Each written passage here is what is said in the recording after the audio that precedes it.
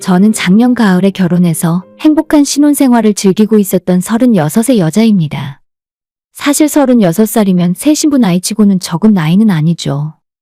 열심히 일하고 앞만 보고 살다 보니 정신 차렸을 때는 이미 제 나이가 33이 넘은 상황이더라고요. 저는 사무실에 남자들만 드글드글거리는 어느 지방 대기업에서 일을 하고 있습니다. 회사에서 하는 일이 건설 쪽 일이라서 그런지 사내의 대부분이 남자 직원들 뿐이고 회사 분위기 자체가 남자들 위주로 돌아가서 애초에 여직원이 많지 않아요. 신입사원 뽑을 때 매년 20% 정도 여자 직원들이 들어오긴 하는데 회사 업무 특성상 아무래도 현장에서 일하시는 분들과 부딪히는 경우가 종종 있어요. 대부분 마음 여린 20대 여직원들은 큰 소리 몇 번 듣고 나면 1년도 채 버티기 전에 반 이상 그만두고 도망가 버립니다. 나머지 반 중에서도 3년 지나고 나면 처음 인원의 10분의 1 정도밖에 남지 않아요. 아무리 월급을 많이 주는 대기업이라 해도 근무지 자체도 지방에 있고 사내 문화 자체가 너무 남자들 위주로 돌아가는 바람에 버티기 쉽지 않은 게 사실이죠. 하지만 저는 어렵게 입사한 회사고 다시 다른 곳에 들어갈 엄두도 안 났기 때문에 아무리 힘든 일이 있어도 죽기 살기로 버텼어요. 예전에는 일하다가 울기도 많이 울었고 회식 한 번 하면 새벽까지 술 마시고 다음날 아침 아무 일 없다는 듯 일찍 출근하는 것도 너무나 힘들었죠. 그런데 몇 년 지난 지금 와서는 술 한 잔 마시고 욕 한 번 하고 지나갈 수 있는 추억들이 되었지만 참 말로 다 못하는 서름이 많았습니다. 그렇게 이악 물고 악바리처럼 지금까지 버티고 지냈더니 작년에 과장으로 진급도 했고 다들 제가 노처녀로 혼자 늙을 줄 알았지만 작년 가을에 결혼도 하게 되었네요. 남편과의 연애는 1년 반 정도 했었지만 실제 서로 알고 지냈던 것은 5년 전쯤입니다. 제가 취미라고 할 것도 없고 휴일에 혼자 산에 다니는 걸 좋아하는데 우연히 친목도모 2030 등산 모임이 있길래 거길 나가서 알게 되었어요.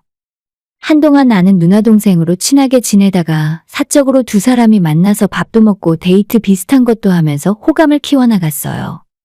나이는 저보다 2살 어리지만 느낌이 나쁘지 않았고 무엇보다 저처럼 일에 쫓기거나 아등바등하는 거 없이 항상 여유 있어 보이는 모습이 좋아 보였어요. 제 앞에서 본인의 재력을 대놓고 과시하진 않았지만 평소에 입고 다니는 옷과 신발이 깔끔하고 괜찮은 브랜드의 옷이었고 자동차나 시계 같은 비싼 물건들도 큰 고민 없이 구입하는 모습을 보면서 집안에 좀 여유가 있구나 생각했습니다. 연애를 1년 넘게 하다 보니 제 나이는 30대 중반이었고 우리 둘 사이에 자연스레 결혼 이야기가 오고 가게 되었죠. 서로의 부모님에 대해서도 알게 되고 대충 그쪽 집안 상황도 알게 되었는데 시댁 부모님은 얼마 전 은퇴하시고 여유롭게 텃밭 가꾸면서 사신다 하더라고요. 실제로 제가 인사드리러 찾아갔을 때도 시골의 마당과 텃밭 달린 전원주택에서 살고 계셨고 아직 60대 초반 50대 후반의 연세인데 은퇴하시고 전원 생활을 하고 있다는 게 신기했습니다. 우리 부모님만 해도 비슷한 나이인데 아직 두 분 모두 일을 하고 계시거든요. 아빠는 몇 년 전에 평생 다닌 직장에서 정년퇴직하시고 지금은 월급은 좀 적어졌지만 새 직장을 구해 일을 하고 계십니다. 그런데 시부모님은 딱히 일하는 것 같지도 않고 전원 생활하면서 전국 팔도 여행 다니며 산다고 하니까 그게 너무 부러웠어요. 처음 시댁에 갔을 때 이리저리 둘러보니 집도 넓고 고급스럽고 아버님이 취미로 골프도 치는 것 같고 낚시도 즐기시면서 여유 있게 사시더라고요. 집안 식구들도 다들 화목해 보이고 내가 이런 여유 있는 집에서 자란 남자와 결혼해서 살면 제 인생도 큰 걱정 없이 행복하게 살 수 있겠구나 싶었습니다. 다행히도 양가 부모님들이 결혼 승낙을 바로 해주시는 덕분에 빠르게 상견례까지 마치고 올 초에 결혼까지 할 수 있었어요. 남편이 결혼은 양가 부모님들 손 벌리지 말고 우리 힘으로 하고 싶다고 강력하게 말을 했기 때문에 저희끼리 알아서 했습니다. 다행히 제가 모아놓은 돈이 좀 있었고 전셋집을 제 돈으로 구해오면서 남편이 혼수를 맞춰서 들어왔죠. 혹시나 여유 있는 시댁에서 조금 도와주시진 않을까 기대도 해봤지만 전혀 그런 거 없었고 저도 우리 부모님 부담드리지 않아도 된다 생각하니 그냥 납득은 가는 상황이었습니다. 아무튼 시댁에 인사드리러 갔을 때부터 결혼식 올리고 남편이랑 같이 살 때까지도 저는 전혀 시댁과 남편에게서 이상한 점을 느끼지 못했어요. 사는 집이나 남편과 아버님이 평소에 끌고 다니는 차만 봐도 적당히 중산층 이상으로 살고 있는 것 같았기 때문에 제 결혼 생활에 금전적인 문제가 있을 줄은 꿈에도 몰랐습니다. 저나 남편이나 다른 형제도 없었고 딱 우리 두 사람만 신경 쓰고 살면 될 줄 알았거든요. 하지만 결혼한 지 한 달이 조금 지났을 때 시댁 집안의 실체에 대해서 알 수 있었어요. 일단 어머님과 아버님의 노후 준비가 아무것도 되어 있지 않았습니다. 지금 살고 계신 넓은 집은 아버님 지인분 소유였고 그분이 현재는 해외에 나가서 사시는 중이라서 집을 관리해주는 조건으로 보증금도 없이 시세보다 굉장히 저렴한 월세로 사는 집이었어요. 그러니까 저희 시부모님은 그 나이에 자기 집도 없고 전세금조차 없었습니다. 시부모님은 골프를 쳐본 적도 없고 그 집에 있던 골프채나 골프 연습장 그리고 비싼 낚시 장비 모두 원래 집주인이 쓰던 물건이었죠. 게다가 시부모님 두 분 모두 정해진 직업이 없는 대신에 일주일에 몇 번씩 정부에서 지원하는 청소일도 다니시고 근처에 비닐하우스 농사일을 도와주시면서 일당을 받아 생활하고 계셨습니다. 그 돈으로 월세도 내고 생활비를 쓰고 아버님의 중형차까지 유지하는 중이었죠. 결혼할 때 남편이 먼저 부모님 도움받지 말자고 선수친 것도 애초에 시댁에서는 도와주고 싶어도 도와줄 수 있는 돈이 전혀 없었습니다. 남편이 본인 입으로 자기 집안이 여유 있다고 거짓말을 한 적은 없지만 이런 중요한 이야기는 결혼 전에 미리 말을 해줬어야 하지 않나 싶었습니다. 시부모님 한 달 벌이가 얼마나 되냐? 그렇게 벌어서 생활은 문제 없는 거냐고 남편에게 묻고 싶었는데 괜한 긁어부스럼을 만들 것 같아서 목구멍까지 올라온 궁금증을 간신히 참았어요. 남편은 너무나도 당당하게 나는 지금까지 우리 부모님 용돈으로 50만 원씩 드리고 있었고 앞으로도 계속 드리고 싶어. 라고 이야기했습니다. 남편 벌이를 생각해보면 50만 원이 아예 못 드릴 금액은 아닙니다. 제가 버는 돈이 남편보다 더 많기도 하고 시부모 두 분에게 100만 원을 생활비로 드리고 난 뒤에도 남편 월급이 200만 원 정도 남긴 하니까요. 시부모님이 신고되는 벌이가 없다 보니 나라에서 지원받는 돈도 조금 있고 시골에서 농사일을 하면서 버는 돈에 남편이 두 분께 매달 50만 원씩 용돈으로 드리다 보니 당장 주머니 사정에 여유가 있는 것 같았습니다. 그러니 그 넓고 좋은 집을 유지하며 사는 것이고 돈에 쪼들리거나 급해 보이지 않았던 거죠. 100만 원이라는 금액이 문제가 아니라 앞으로 결혼 생활 내내 시부모에게 용돈 보내드려야 하고 나중에 두 분이 건강까지 안 좋으시면 치료비에 생활비까지 보조해드려야 한다는 생각에 솔직히 앞날이 캄캄해졌습니다.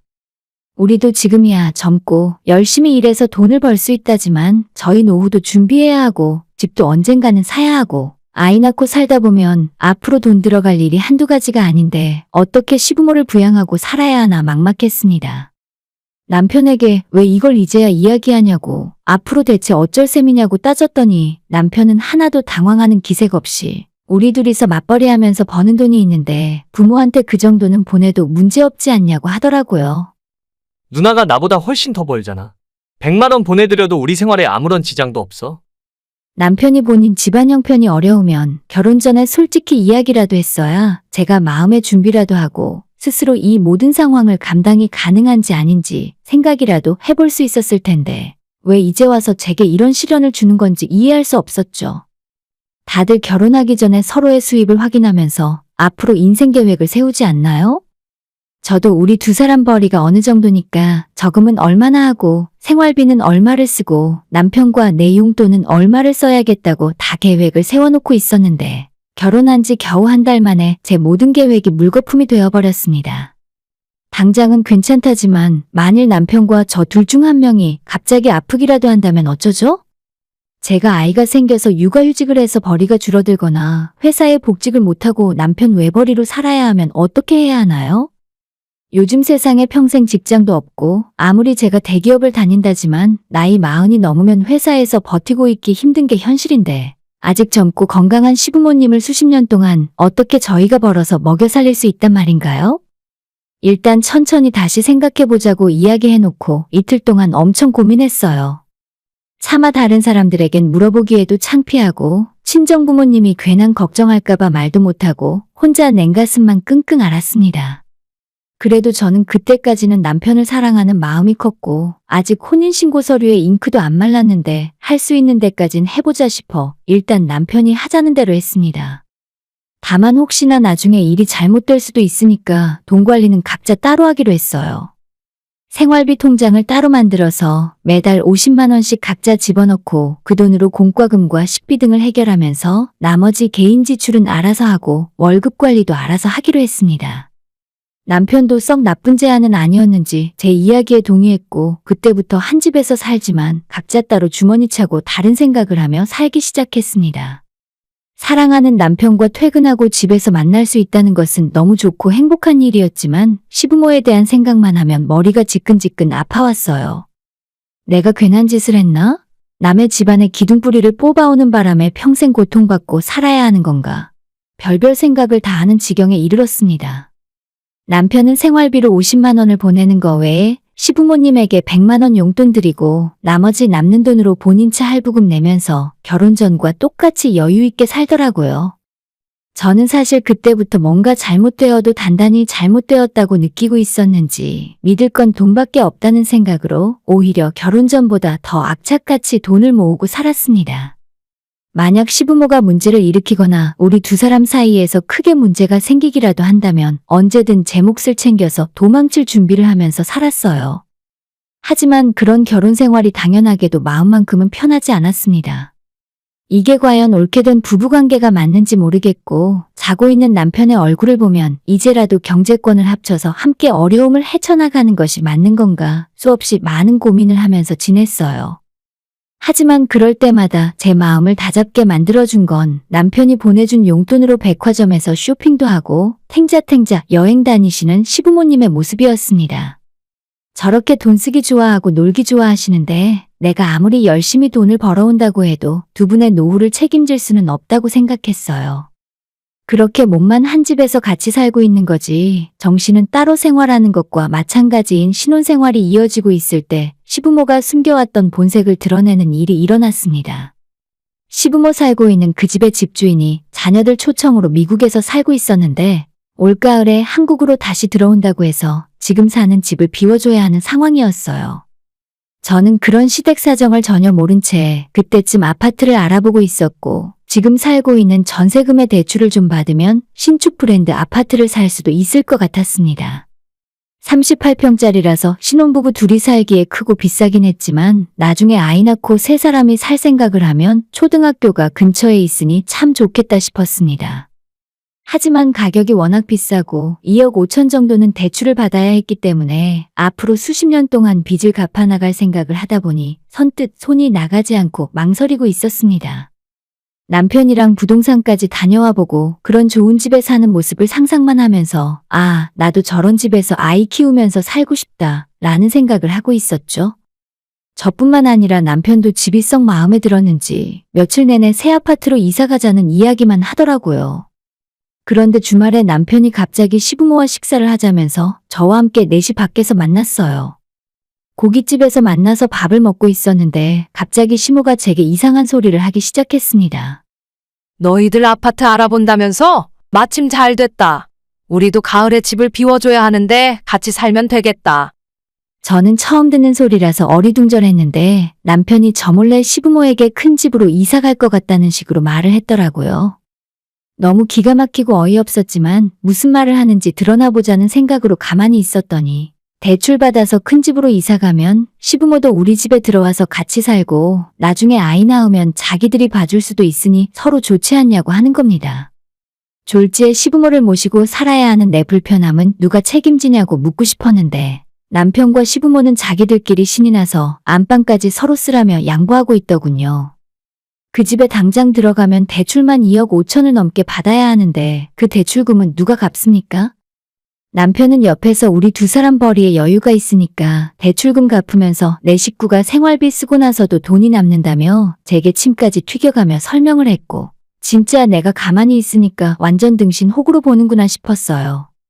일단 그 자리에서는 아무런 대답도 하지 않았고 집에 돌아오면서 남편에게 나는 절대 너네 부모님 모시고 살 생각 없다고 이야기했습니다.